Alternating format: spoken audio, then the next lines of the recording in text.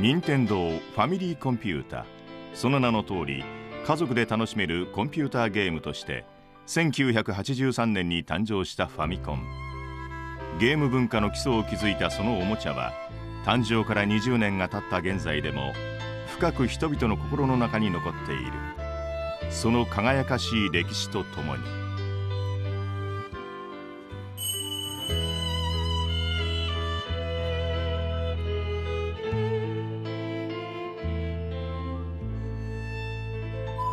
1978年、日本中を巻き込んだスペースインベーダーブーム。日本のビデオゲーム文化はここから始まった。でその頃ってちょうど世の中の世相的に言うと、ロッキード事件でこう騒いでる頃とかですね、ピンク・レディーがまだいたなとかですね、ヤクルトが初めて日本一になるとかですね、なんかそういった頃の世相ですよ、世相というと。でその頃に、世の中にテレビゲームっていうのが一気に、広まった後で、当然ながら、これって何もゲームセンターでやらなくっても家でもできてもいいじゃないということで、いろんなおもちゃメーカーが、たくさん家庭用テレビゲーム機っていうのを作るようになります。っていった時に任天堂はゲームウォッチで成功して、いたわけです。でゲームウォッチって当時何たってゲームのウォッチ時計なんでね、子供が何本も買ってもらえなかったような記憶があるな。だからあのゲームが欲しいなって言ってたオクトパスって買ったと、今度ファイアレスキューだって言うと、やっぱ親はね、時計をお前は何個買ってるんだっていう話になるということなんで、つまりハードとソフトが一緒になっちゃってるんですね、ゲームウォッチっていうのは。ということなので、ハードはハードで1回買っといたら、あとはソフトを差し替えるっていう流れに当然、発展していくわけで、だったらハードを1個買ってからソフトを買い足す分には OK で、言っちゃ悪いけど余分な時計の部分を買わなくてもいいような商品を作らねばということだったんでしょう。それで、ファミコンができたと言いますね。ファミリーコンピューター開発における任天堂の戦略、それは性能、価格、ソフトラインナップ、その全てが画期的であることだった。ハードにはゲームに必要なエッセンスのみを凝縮させ、価格は親が子に買い与えられる程度まで抑えた。そしてソフトを最も重視し、多彩なラインナップを用意した。普通ですね、その頃いろんな会社が任天堂だけではなく各社がゲーム機っていうのを出していたけど、ゲーム機を作り売るっていうことに対してどこまで真剣だったかというと、その真剣度が任天堂が一番だったんじゃないかなっていうふうに思います。例えばね、これはどんな会社でも社長は物事を作るって言った時に意思を述べますよね。その時山社長は多分どこの会社よりも深くファミコンは当たるんだっていう確信を持ったんだと思います。と言った時に彼は何を決断したかというと、一時に300万個、よしこれを作るぞ、それはもう300万ぐらいは売る製品だということを見越して、それで14,800円っていう値段をつけたというふうに聞いてるんです。でその当時のゲーム機っていうのは、29,800円とか、ものによってはね5万近いものっていうのもある中で、性能がいいは14,800円、なおかつソフトもいいということなんで、これ勝つの当たり前なんです。だから任天堂ってなぜファミコンなぜ売れたんでしょうか。安かったからって説明ができる、性能が良かったって説明ができる、できてるソフトも良かったって説明もできるんだけど、その3つを全て束ねてたのは経営者の決断だと思います。その狙い通りファミコンはたちまち人気を博す。うわすごいんだっていうのはそこで初めて身をもって実感したのはそのタイミングで、新入社員は年末そのクリスマス商戦はいわゆる営業さんのお手伝いというか、それは現場も見るっていうことも含めて休日にそのデパート応援みたいな形で応援販売現場に立ってお手伝いするっていうのが、新入社員はあって、前日からその担当のデパートに行って、裏で、1個ずつファミコンをこう梱包して、手提げ袋に入れてっていうのをもう何百っていうのを裏でストック用に作っておいて、でもその時もこんなにこれって何日分だろうぐらいの感覚でいたところが、いわゆるデパートなので、朝10時か11時になると店内放送でただいま、開けましたみたいなっていうアナウンスを聞いて、すぐになんか地鳴りのようなものがしてきて、だからもうエスカレーター走って上がってくる人、階段から来る人っていうのがもうわーっと下から上がってきて、あっという間にこうカウンターは占領されてっていう、そんな状況でしたね。あの写真の通りです。発売当初からの充実したラインナップでファミコンは半年で47万台、翌年には165万台を販売。瞬く間に大ヒット商品となった。大学生ですね。83年ということは2回生かな。一番時間を求めますというか暇な時ですよね。もともと映画を作りたかったっていうのが、当時ありまして、でとはいえなかなか映画が撮れる環境って日本では稀有なので、こうブツブツしてた時期があるんですよ。その時期にゲームに出会って、最初はやっぱりユーザーとしてゼビオスとかを遊んで、スーパーマリオを遊んでたんですけども、ポートピア殺人事件という堀井さんのゲームがあるんですけども、それをやったんですよね。でそれをやってびっくりしたのは、ゲームの中にドラマがあるわけですよ。犯人がなぜ殺人に至ったかってそういう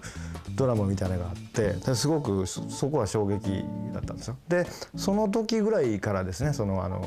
ゲームっていうメディアでも映画とか小説に近いような世界観とかメッセージとかですね、そういう人間ドラマをもしかしたら描けるんではないかということを思って、それからですね真剣にゲームを遊び手から作り手として考えるようになったのです。1985年9月13日、ファミコン人気をさらに爆発させるソフトが登場した。スーパーマリオブラザーズ。手掛けたのは宮本茂。でもファミコンって言ったらマリオでしょ、やっぱり。それはみんなそうじゃないんですかね。宮本さんに勝てると思ったことなかったですからね、当時一回も。マリオがやっぱり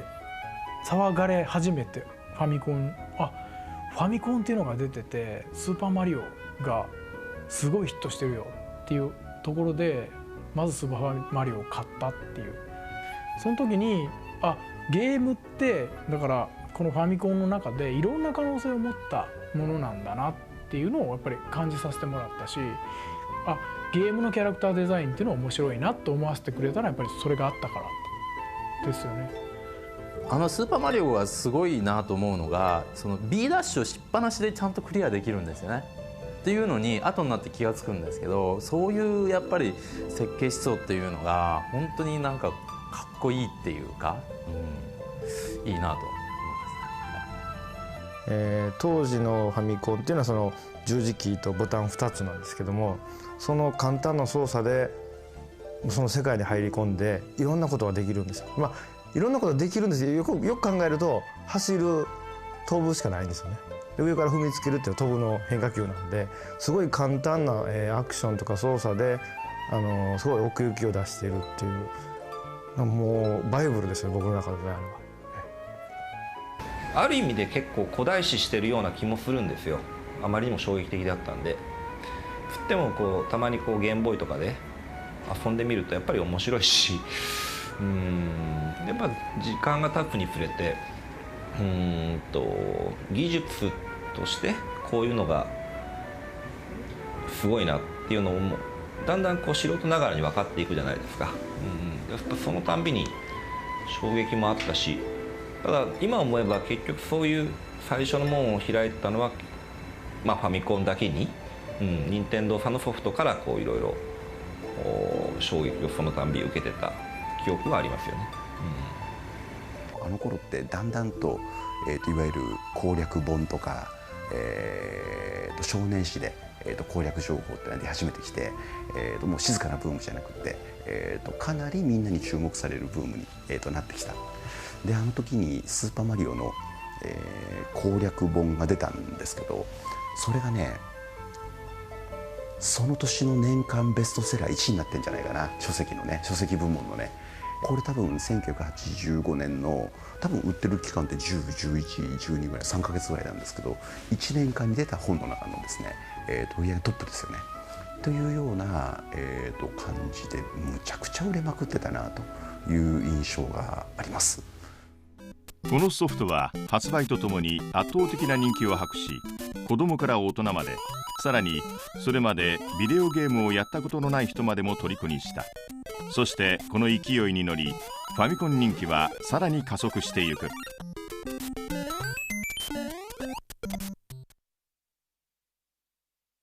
実は、僕が就職をするのにね、セガっていう会社を受けた時に、御社のファミコンがって言ってはあっていう顔をされた記憶があるんですよね。それぐらいね、僕はね、ゲームってファミコンっていうのはゲームの代名詞だと思ってた。そんなんでゲームの仕事してんだから笑えますよね。僕が本当に自分で、このゲームに本当に家庭用のゲームでねずっぷりハマってしまったっていうのは、笑っちゃうんだけど、中山美穂のときめきハイスクールっていう、ゲームがあったんですよね。あれはディスクシステムのゲームで、とてもじゃないけど中山美穂には見えないようなドット絵のおかっぱのね、へんてこりんな女の子が出てきて、告白するしないとかっていうような確かコマンドが出てきて、でするって言って押した時になんかあんたなんか最低っつってバシッって叩かれるんですよね。画面がさーっと真っ暗になって、でそしたら電話番号がペリリリリリンって出てくるんですよ。でこれって電話しろってことなのかなって、僕は全然説明書も読んでなかったんで電話かけて、でそしたらブルーカチッ、もしもし私美穂、昨日はごめんね、明日3時に校庭の裏で待ってるからっていうメッセージが入ってて、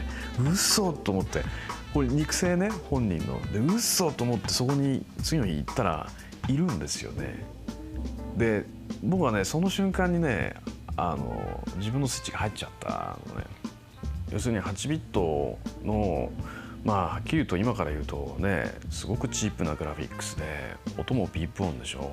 肉声もなければ中山美穂の痕跡もないわけですよグラフィックに。だけどこういう引っ張り方ってあるんだってその時思って、でこれはすごいと思いましたね。解像度じゃないんだなと思いましたよ。組み合わせとかね、やっぱりアイデアによってこんなに面白いことができる可能性があるんだってゲーム。スーパーマリオの大ヒットでお茶の間に進出したファミコンはさまざまな社会現象を巻き起こしていた。ハドソンの宣伝担当としてソフトの PR をしていた高橋名人が子どもたちの間で爆発的人気に、主演映画も公開された。とにかく子どもたちはすごかった。高橋名人が行くところに人だかりと、で当時はですね、地方にイベントがあったりとかすると整理券配って高橋名人見に行くというような感じで、コロコロコミックだったかな、少年誌にはですね高橋名人物語みたいなものも、連載されていくみたいなですね。でご自身あれじゃないかな、高橋名人の冒険島っていう、ゲームになったりもしているというような、状況になってますよね。でその頃ね、僕自身はファミコンブーム自体がすごく新しくて面白いお祭りだと思ってたんで、なんか遊んじゃえと思ってたんですよ。で当時ねロッキー4と同じ時期に公開されるみたいな噂があったんで、ちょっとロッキーに対抗してやれとか思ってですね、ロッキー4って覚えてらっしゃるかと思うんですけど、スタローンが演じるロッキーのその次のライバルがですね、ソビエトから来たドルフ・ラングレンが演じるドラゴっていうね、もうすごいハイテクの水を使ったトレーニングで体を仕上げてサイボーグみたいなボクサーとスタローンが戦う。僕は高橋名人を日本のスタローンにしたかったんですよね。それで毛利名人をドルフ・ラングレンにしてやろうと思って、それで高橋名人には工事現場でドリルで働いてもらったりとかですね、16連射でスイカ爆発させて、でそういう野生的なトレーニングをさせて、一方毛利名人はなぜかピアノを練習してしたりとか、プールサイドでトランプを立てたりとか、そういうトレーニングをするっていう対比を見せて、結構なんかやってるうちになんか真剣になってきちゃってですね、であと何言ってもその高橋名人やってくれるんで、なんか面白くなってきちゃって、ちょっとどんどん加速していっちゃってたっていう感じの映画でしたね。今20代後半になってね、で時々会ってさ、いろいろ話するじゃない、したらね、不思議なことにね、全員が全員生身の俺だけの話をしないんだよ。漫画の世界とゲームの世界と生身の俺が全部ミックスジュースになった話されるから、いや名人ってさ、札幌ドリってさ、セミがかわいそうですよね。なんでって、だってうんち投げて撮ってたんでしょとか、それ漫画だよ特にゲームの世界はね、俺はいつも腰みので歩いてると思ってるやつがいるんだよ、本当にさ。本当みんな心を改めてください俺は俺ね、あれは高橋名人というキャラクターだから。86年5月に発売された「ドラゴンクエスト」が大ヒット。以降シリーズを重ねるごとにその人気は沸騰。ソフトを買うために量販店に長蛇の列ができるなど、ソフトをめぐるさまざまな現象はマスコミにも大きく取り上げられた。実はその2の時ってすっごい大変で、作るのが、で出来上がったものは全然もうかなりきつかったと思うんですよね。でまあそんなに難しすぎると僕はもうみんな投げちゃうだろうなと思ったし、だから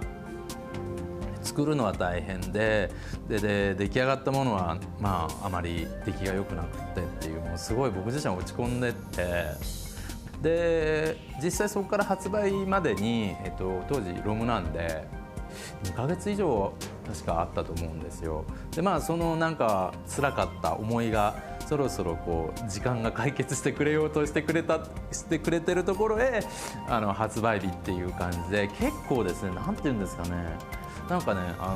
テレビでやっててもなんかすごい人事のような感じなんですよね。自分たちが手がけたものが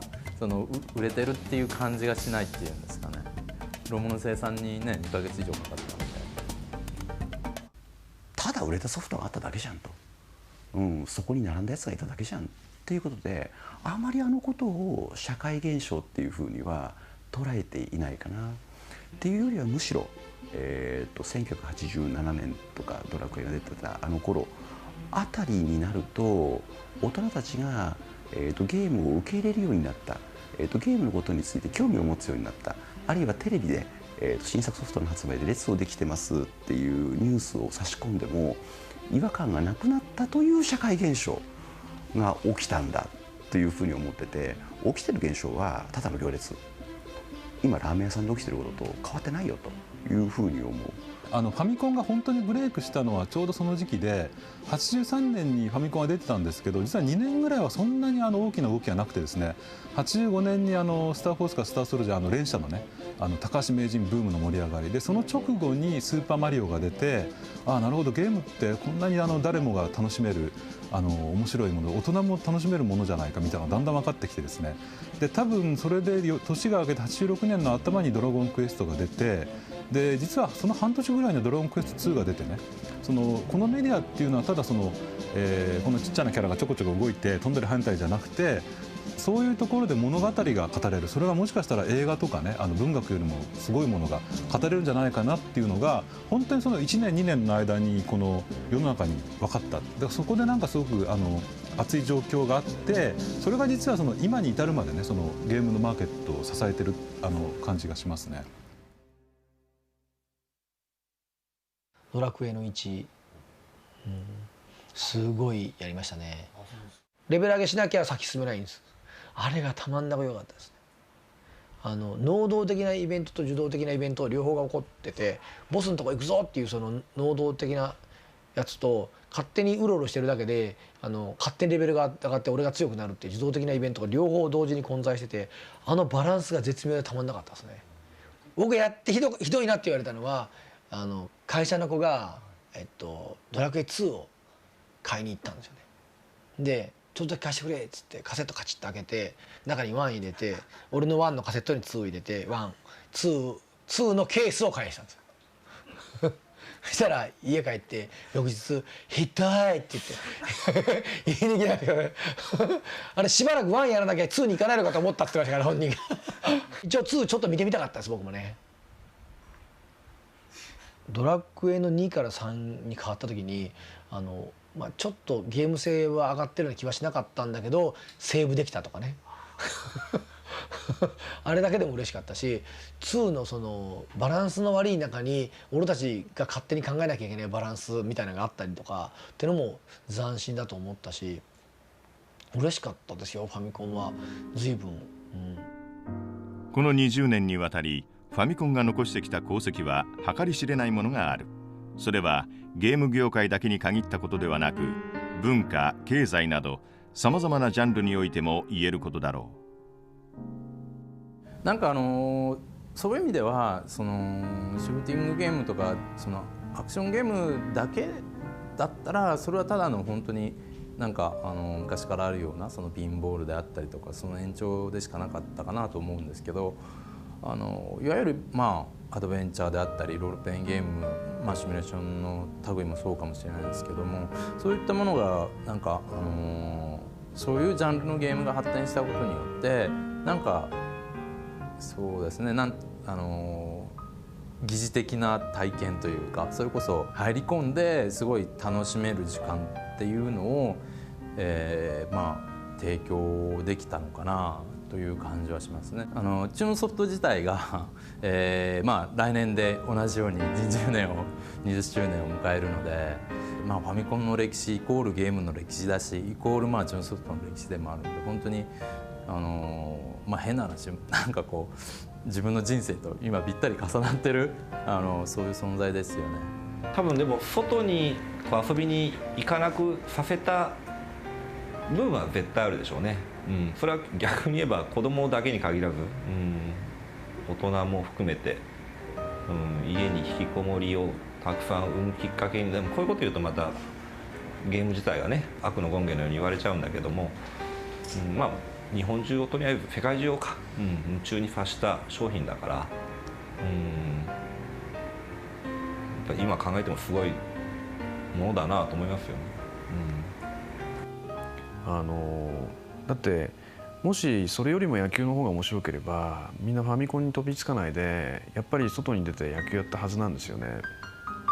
らそれだけ遊びの選択肢が増えたっていうかね。でそれからやっぱりしばらく時間が経ってそこで育ってきた子どもたちとかが